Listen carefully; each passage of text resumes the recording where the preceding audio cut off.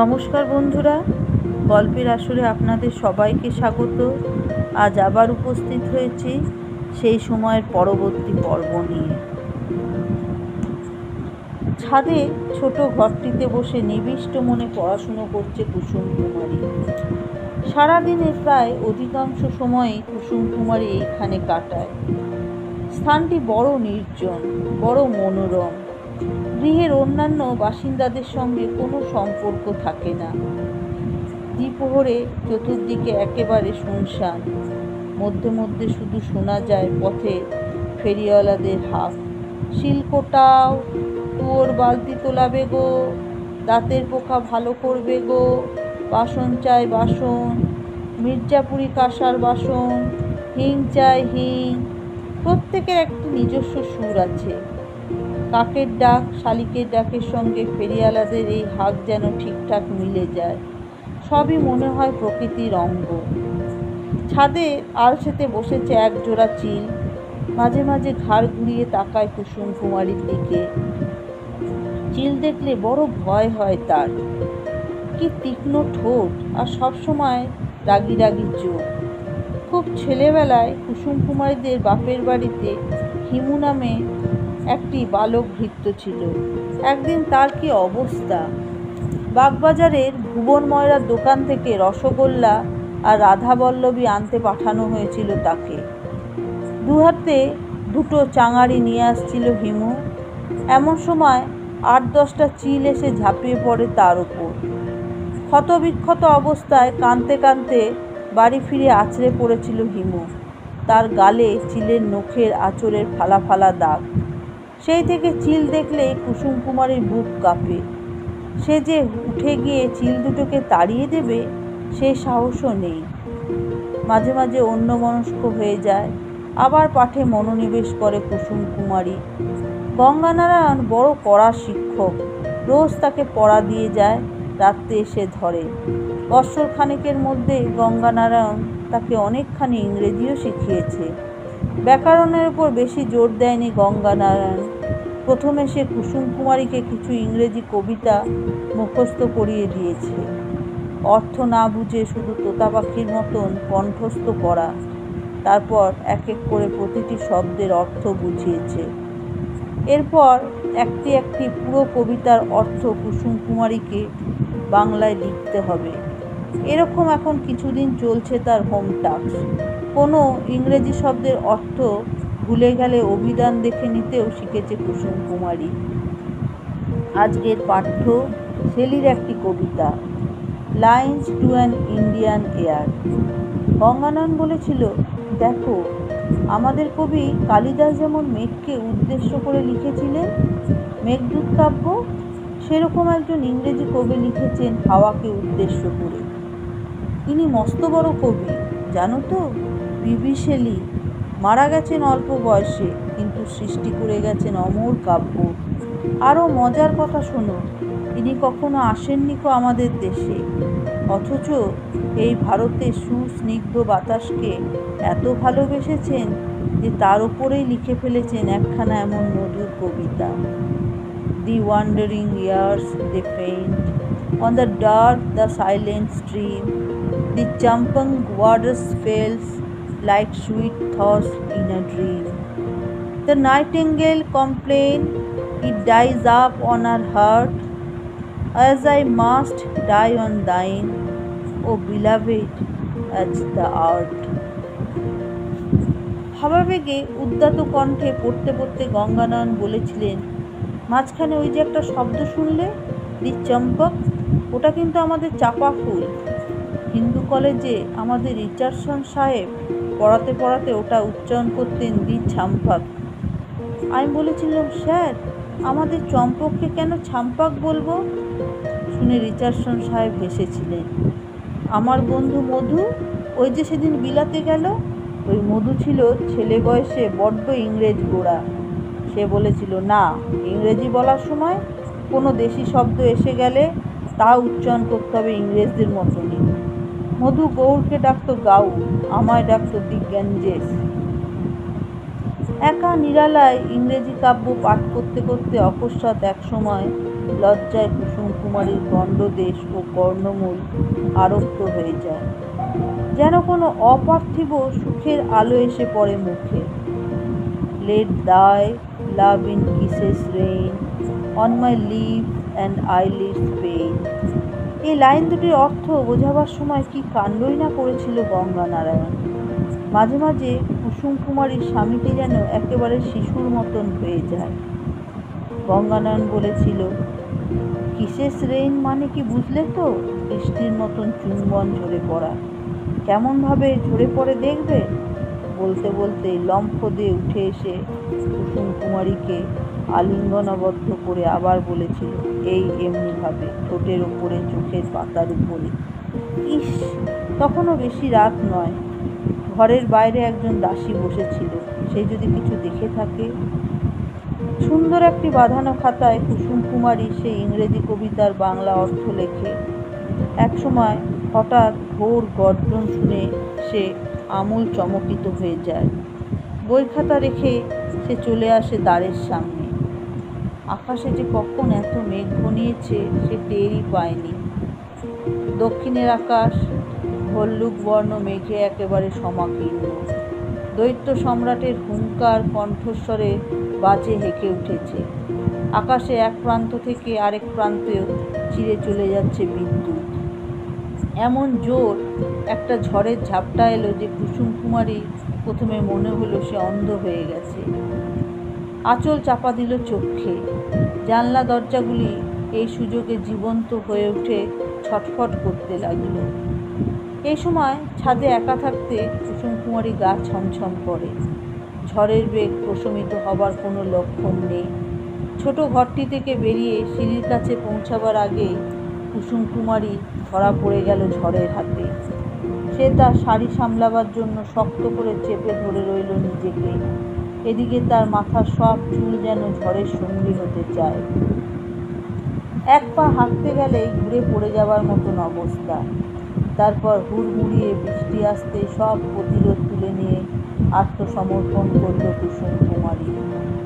কাছাকাছি আর কোনো উচ্চ প্রাসাদ নেই। এই অট্টালিকার ছাদেও উঁচু প্রাচীর দিয়ে ঘেরা, সুতরাং এখানে বৃষ্টি স্নান করতে কোনো বাধা নেই তার। আহ, কি সুখ, কি সুখ! জীবন এত সুন্দর! স্বর্গলোক থেকে নেমে আসা কোনো অপ্সরার মতন কুসুম কুমারী দু হাত ছড়িয়ে নৃত্যের ভঙ্গিতে ঘুরতে লাগলো বৃষ্টির মধ্যে। কাব্যের বর্ণনার চেয়েও সত্যিকারের প্রকৃতির রূপ দুই চক্ষু মিলে দেখা আরও কত বেশি উপভোগ্য। আকাশ জোড়া ওই যে বিদ্যুৎ চমক, ওই যে প্রবল বজ্র নির্ঘোষ, এর বর্ণনা করতে পারে মানুষের কোন ভাষা? এই যে এত বড় একটা আকাশ, তাও কি কোনোদিন কোনো কাব্যে ধরা পড়েছে? বাগানের গাছগুলি বৃষ্টির অভ্যর্থনায় নুয়ে নুয়ে পড়ছে। একসময় সিঁড়ির মুখে দাঁড়িয়ে কুসুম কুমারী ডাকল, সরোজ, সরোজ, শিগগির শুনে যা। দু তিনবার ডাকার পর সরোজিনী শুনতে পেয়ে সিঁড়ির কাছে এসে বলল, কি গো, ডাকছো কেন? শিগগির উপরে উঠে আয়। ও মা দিদি, তুমি একেবারে ভিজে গেছো যে, উঠে আয় না মুখ পুড়ি, দেরি করছিস কেন? সরোজিনী উপরে উঠে আসতে কুসুম কুমারী বলল, আয়, বৃষ্টিতে স্নান করি। আমি তো কতক্ষণ ভিজছি। হঠাৎ মনে হলো, আহা, আমি একলা কেন, তুইও আয়। সরোজিনী ভয় পেয়ে যায়। একটু সিটিয়ে গিয়ে বলে, এই বৃষ্টিতে ভিজবো? তুমি কি পাগল নাকি দিদি? এরকম ভিজলে যে সান্নিবাতিক হবে। আহ, এই মেয়েটাকে নিয়ে আর পারি না, সবটাতেই তোর ভয়। সান্নিবাতিক হবে তো হবে, নে আয়। ছাতে ভিজে কাপড়ে কেউ যদি আমাদের দেখে ফেলে? এখানে কে দেখবে? আচ্ছা নে, সিঁড়ির দরজাটা বন্ধ করে দিচ্ছি। সরোজিনীকে জোর করে টেনে বৃষ্টির মধ্যে নিয়ে এলো কুসুম কুমারী। উদ্ভাসিত মুখে জিজ্ঞেস করল, কি ভালো লাগছে না? সরোজিনী তেমন উৎসাহিত হতে পারে না, একটু আড়ষ্ট হয়েই থাকে। কুসুম কুমারী তাকে আবার বলে, ইস, একটু আগে যদি আসতিস, ঝড়ের সময় যদি দেখতিস আকাশটা, ঠিক যেন পাগলা হাতির মতন সুর তুলে ছুটে আসছিল মেঘগুলো। একেই বলে মেঘের বক্রক্রীড়া। প্রায় 1 ঘন্টা ধরে স্নান করবার পর দুই তরুণী নেমে যায় নিচে। তারপর ওদের বেশ শীত করতে থাকে। কুসুম কুমারী রান্নাঘরে তার দাসীকে পাঠিয়ে দেয় বিশেষ নির্দেশ দিয়ে দারুচিনি, এলাচ আর আদা ফোটানো এক প্রকার তরল তপ্ত পানীয় সে একটু পরে এনে দিলে কুসুম কুমারী বলেন, নে গরম গরম খেয়ে নে সরোজ, দেখবি আর কিচ্ছু হবে না তো। কুসুম কুমারী এরপর গুনগুন করে একটা গান করে। জীবন তাকে চতুর্দিক থেকে ভরিয়ে দিয়েছে, সুখ যেন আর তার ধরে না শরীরে। হাটখোলা দত্ত বাড়িতে সে যখন বালিকা বয়সে বধূ হয়ে গিয়েছিল তখন উন্মাদ স্বামীকে দেখে সে ভেবেছিল তার ভবিষ্যৎ একেবারে নিঃস্ব হয়ে গেছে। কিন্তু আবার তার জীবনে যেমন পরিপূর্ণতা আসবে সে ভাবতেও ভাবতে পারেনি। তার স্বামী গঙ্গানারায়ণ একেবারে দেবতার মতন মানুষ, জন্ম জন্মান্তর তপস্যা করেও কটা মেয়ে এমন স্বামী পায়। শুধু একটি ব্যাপারে কুসুম কুমারীর মনে একটু অস্বস্তি রয়েছে, তার দেবর নবীন কুমার তার সঙ্গে কথা বলতে চায় না। এই মানুষটিকে সে কত কম বয়স থেকে চেনে, তার মিতেনির স্বামী ছিল, এখন একমাত্র দেবর। তার সঙ্গে সে কত গল্প করবে ভেবেছিল। বিষয় সম্পত্তির দেখাশুনো সব গঙ্গানারায়ণকেই করতে হয় বলে সে সারাদিন খুব ব্যস্ত থাকে। কিন্তু নবীন কুমারের বাড়ি থেকে বহির্গত হবার কোনো নির্দিষ্ট সময় নেই। পরিদর্শক যে কয়েক মাস চলেছিল তখন নবীন কুমার নিঃশ্বাস ফেলারও সময় পেত না। তারপর থেকে তার আর কোনো কাজে উৎসাহ নেই। মহাভারত অনুবাদের কাজটি এখনও সে চালিয়ে যাচ্ছে বটে, কিন্তু কখনো কখনো 3-4 দিন সে নিজ কক্ষ থেকে বাইরেই আসে না। 3-4 মাস সে কঠিন পীড়ায় শয্যাশায়ী ছিল, এখন সেরে উঠেও সে অনেকটা নিরুদ্যম হয়ে আছে। নবীন কুমার কুসুম কুমারীকে দেখলে এড়িয়ে যেতে চেষ্টা করে, দু একটি শুষ্ক ভদ্রতার বাক্য বলে সে সেখান থেকে চলে যায়। কেন যে তার ব্যবহার এরকম আড়ষ্ট সে কথা বুঝতেই পারে না কুসুম কুমারী। সে বিধবা হবার পর নবীন কুমারী যে তার দ্বিতীয় বিবাহের সবিশেষ উদ্যোগ নিয়েছিল তাও সে জানে, অথচ এখন তার প্রতি এত অনীহা। কুসুম কুমারী আশা করেছিল এ বাড়ি কত জমজমাট হবে, কত সমারোহ। তার বিবাহের আগেই সে এ বাড়িতে এসে দেখে গেছে 2টি নাটকের অভিনয়। সে কি অপূর্ব সুন্দর ব্যাপার! বিদ্যাসায়নী সবার অধিবেশনে এখানে কত সব খ্যাতনামা ব্যক্তিদের সমাবেশের কথা সে শুনেছে।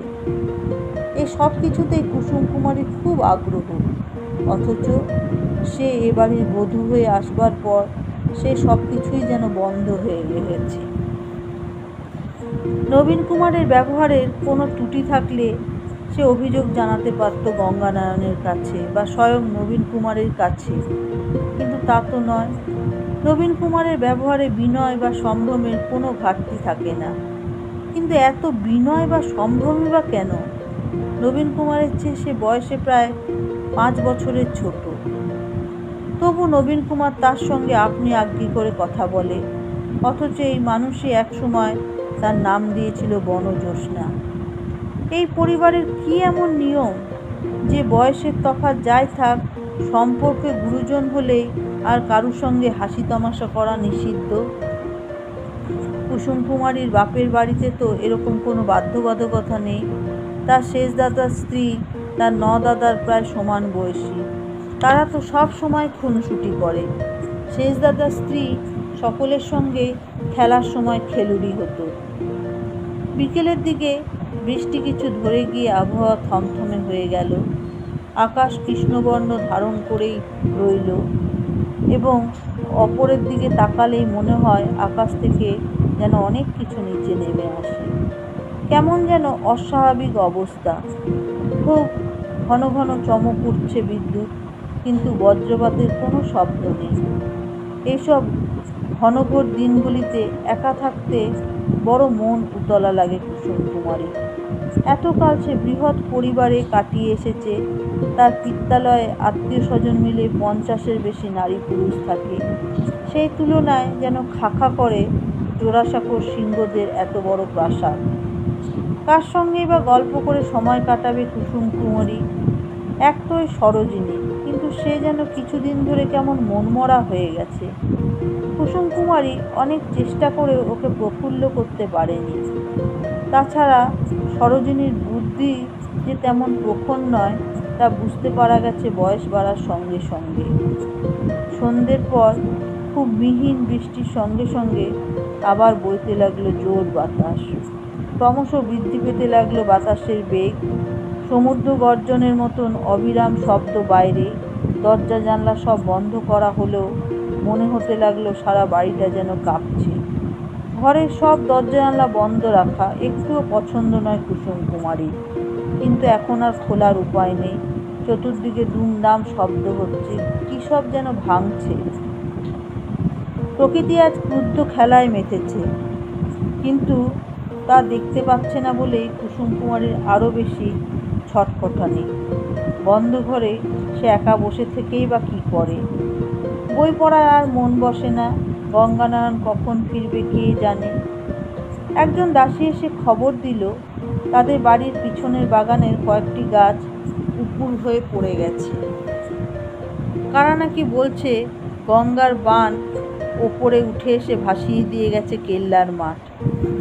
আরেকটু পরে খবর পাওয়া গেল দাস দাসীদের গোলপাতার ঘরের ছাউনিগুলি আকাশে উড়ে যে কোথায় চলে গেছে আর দেখাই গেল না। আরেকটু রাতে খবর এলো পাথুরিয়ার ঠাকুরদের বাড়ির একটি অংশ সম্পূর্ণ ভেঙে পড়েছে এবং ঝড়ের তাণ্ডব বৃদ্ধি পাচ্ছে ক্রমশ। বাপের বাড়ি থেকে আনা দুই দাসীর সঙ্গে তাস নিয়ে বিনতি খেলে সময় কাটাচ্ছিল কুসুম কুমারী। রাত্রি 10টা বেজে গেলে তার বক্ষের ভিতরকার ঝড়ের আন্দোলন বাইরের ঝড়কেও ছাড়িয়ে গেল। গঙ্গানারায়ণ ফিরল না এখনো। এমন দুর্যোগের রাতে পথে বোধ হয় একটি মানুষও নেই। গঙ্গানারায়ণও তবে কোথায় গেল? কুসুম কুমারী অসহায় বোধ করে। কাকে গিয়ে বলবে? কে ব্যবস্থা নেবে? কর্মচারীদের খবর পাঠাতে পারে, কিন্তু কর্মচারীরা কতটা কি করতে পারে? এরই মধ্যে একটি বন্ধ জানলা খুলে গেল ঝড়ের ধাক্কায়। ঝনঝন শব্দে ভেঙে পড়ল কাঁচ। প্রবল বাতাসে লণ্ডভণ্ড হয়ে গেল সব কিছু। অতি কষ্টে সেই জানলা আবার বন্ধ করা হলো। তারই মধ্যে বাইরের ঝড়ের দিকে তাকিয়ে ছমছম করে উঠল সকলের শরীর। আস্তে আস্তে গাছ উড়ে যাচ্ছে আকাশ দিয়ে। কুসুম কুমারী আর পারল না। বারান্দার অন্য প্রান্তে ছুটে গিয়ে সরোজিনীর ঘরে ধাক্কা দিয়ে বলল, ও সরোজ, খোল খোল। সরোজিনী দরজা খুলে উদ্ভ্রান্ত কুসুম কুমারীকে দেখে বলল, ও দিদি, আমারও বড্ড ভয় করছে। আজ বুঝি পৃথিবীর রসাতলে যাবে। ছোটবাবু কোথায়? বাড়িতে আছেন? হ্যাঁ আছেন, সারাদিনই তো শুয়ে রয়েছেন। একবার ডাক তোকে, আমার বুঝি সর্বনাশ হয়ে গেল। ভীতিবিহ্বল মুখে আড়ষ্টভাবে দাঁড়িয়ে রইল সরোজিনী। নবীন কুমার সম্প্রতি স্বগৃহে বসে একাকী মদ্যপান করতে শুরু করেছে। সে সময় নিজের ঘরেই সে আবদ্ধ থাকে, কারো সঙ্গে দেখা করে না। সরোজিনী কথা বলতে গেলে ধমক খায়। রাত্রির এই সময়ে সে আর সম্পূর্ণ প্রকৃতস্থ থাকে না। দাঁড়িয়ে রইলি কেন সরোজ?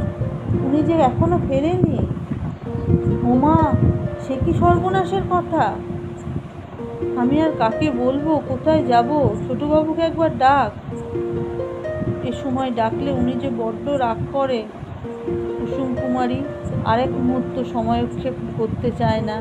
সরোজিনীর সঙ্গে কথা বলে কোনো লাভ নেই বুঝে সে নিজেই দৌড়ে গিয়ে নবীন কুমারের ঘরের বন্ধ দরজায় দুম করে আঘাত করতে লাগলো। ভেতর থেকে নবীন কুমার ক্রুদ্ধ স্বরে বলল, কে? দূর হয়ে যা। ছোটবাবু, একবার খুলুন, মহা বিপদ।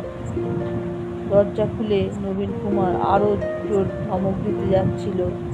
কুসুম কুমারীকে দেখে বৃষ্টির উষ্মা মুছে ফেলল। তারপর সসম্ভ্রমে প্রশ্ন করল, এ কি বৌঠান, আপনি এত রাতে? আপনার দাদা এখনো ফেরেননি। বাইরে এত কাণ্ড চলছে। কি হয়েছে বাইরে? আপনি টের পাননি? কি সাংঘাতিক ঝড়! আজই বুঝি প্রলয়। আপনি শান্ত হন বৌঠান, এত ভয়ের কি আছে? দাদা কোথায় গেছেন? জানি না। নবীন কুমার কয়েক মুহূর্ত চিন্তা করল, যেন সে বুঝতে চায় গঙ্গানয়ন কোথায় যেতে পারে। তারপর ডান পাশে সরে গিয়ে একটা জানলা খুলতে ঝড়ের আচমকা ধাক্কা লাগলো তার গায়ে। তবু সে জানলাটা বন্ধ করে দিয়ে সে বেশ শান্ত হয়ে বলল, হ্যাঁ, বেশ জোরেই ঝড় হচ্ছে বটে। তারপর সে গলা চড়িয়ে বলে ডাকলো, দুলাল, দিবাকর, ওরে কে কোথায় আছিস? সহিকচন্দের বল গাড়ি জুততে, আমি বেরোবো। কুসুম কুমারী সারা শরীর কম্পিত হয়ে উঠেছে। অতি কষ্টে সে রোধ করে আছে উদ্গত অশ্রু। সরোজিনীর মুখখানি সম্পূর্ণ বিবর্ণ। নারী দুজনের উপস্থিতি গণ্য না করে নবীন কুমার ফিরে গেল তার পালঙ্কের পাশের টেবিলের উপর থেকে ব্র্যান্ডির বোতল তুলে নিয়ে গলায় ঢালল খানিকটা। বাঁ হাতের তালু উল্টো পিঠ দিয়ে ওষ্ঠ মুছে সে খুঁজতে লাগলো তার ছড়িটা। সেটা পেয়ে এবং হাতে নিয়ে সে দ্বারের কাছে এসে বলল, আপনার ভয় নেই বৌঠান, আমি যাচ্ছি, দাদামণিকে ঠিক খুঁজে নিয়ে আসবো। সরোজিনী এবার প্রায় কোকিয়ে বলে উঠল, আপনি এখন বাইরে যাবেন? বাড়ি ভেঙে পড়ছে, গাছ উল্টে যাচ্ছে। সে কথা উত্তর দেবার কোনো প্রয়োজনই বোধ করল না নবীন কুমার। ততক্ষণে দুলাল এসে বারান্দায় সিঁড়ির কোনায় দাঁড়িয়েছে। তার দিকে তাকিয়ে বলল, গাড়ি বার হয়েছে? ছোটবাবু, বাইরে যে মহাকাণ্ড, এক পা হাঁটা যায় না। চল, দেরি করিস না। সরোজিনী কুসুম কুমারীর হাত চেপে ধরে বলল, ও দিদি। ততক্ষণে কুসুম কুমারীও বুঝতে পেরেছে স্বামীর জন্য দুশ্চিন্তায় হিতাহিত জ্ঞান শূন্য হয়ে সে তার দেবরকে পাঠাচ্ছে বিপদের মধ্যে। তার নিজের যদি সর্বনাশ হয়ে গিয়েও থাকে, তার উপর সে আবার সরোজিনীর সর্বনাশ করতে চলেছে। এমনকি দুলাল পর্যন্ত ভয় পাচ্ছে বাইরে যেতে। সে বলে উঠল, না না, আপনি যাবেন না, যাবেন না, লোকজনরা যদি পারে একটু এগিয়ে দেখুক। নবীন কুমার কোনো উত্তর না দিয়ে এগিয়ে গেল সিঁড়ির দিকে। সরোজিনী আর কুসুম কুমারী একসঙ্গে ছুটে গেল তাকে আটকাতে। যাবেন না, আমার মাথার দিব্যি, আপনার পায়ে পড়ি। দেখা গেল নারীদের মস্তিষ্ক সম্পর্কে কোনো আগ্রহ নেই নবীন কুমারের। বরং সে দুলালের মাথা লক্ষ্য করে মারবার জন্য ছড়িটা তুলে বলল, হাঁ করে দাঁড়িয়ে আছিস কেন, চল। শত কাকুতি মিনতি উপেক্ষা করে বেরিয়ে গেল নবীন কুমার। দিবাকর ঘাপটি মেরে লুকিয়ে রইল কোথাও। দুলাল এবং আরও দুজন ভিড়ত গেল তার সঙ্গে। জুড়ি গাড়ি নেবার কোনো উপায় নেই সত্যি। পথকে আর পথ বলেই চেনা যায় না। একে তো ঘুরঘুরটি অন্ধকার, শব্দহীন বিদ্যুৎ ঝলকে ক্ষণিকের জন্য দেখা যায় সারা পথে ছড়িয়ে আছে অসংখ্য গাছের ডালপালা, খড়, খাপড়া, বাঁশ, ইট, কাঠ। তার মধ্যে দিয়ে নবীন কুমার এগোতে লাগলো, দুলাল ঠিক তার সামনে। অবশ্য বেশি ঝুঁকি নিতে হলো না তাদের। অতি কষ্টে খানিক পথ এগোবার পর ওরা শুনতে পেল মানুষের কণ্ঠ। গঙ্গানারায়ণই ফিরছে কয়েকজনের সঙ্গে। একটা কাজে গঙ্গানারায়ণ গিয়েছিল দক্ষিণেশ্বরে, দুর্যোগে আটকা পড়ে যায়। তবু দুঃসাহস নিয়ে সে ফিরতে শুরু করেছিল। এক স্থলে তার জুড়ি গাড়ি উল্টে যায়। ঘোড়া দুটি মারা গেছে, কচুয়ান গুরুতর আহত। সৌভাগ্যবশত গঙ্গানারায়ণের কোনো আঘাত লাগেনি। বাড়ি ফিরে এসে প্রায় সমস্ত রাতি জেগে থাকতে হলো সকলকে। এই প্রাসাদের একটি অংশ হুড়মুড় করে ভেঙে পড়েছে এক সময়। বাইরে গেলে নিস্তার নেই, ঘরের মধ্যে বসে থাকতেও প্রতি মুহূর্তে বিপদের আশঙ্কা। সত্যি বুঝি প্রলয় শুরু হয়েছে, এই রাত্রি বুঝি পৃথিবীর শেষ রাত্রি। বন্ধুরা, আজ এই অবধি। পরবর্তী পর্ব নিয়ে খুব শীঘ্রই উপস্থিত হব। যদি আপনাদের ভালো লেগে থাকে তাহলে দয়া করে লাইক ও শেয়ার করবেন, আর যারা নতুন তারা দয়া করে সাবস্ক্রাইব করবেন। ধন্যবাদ।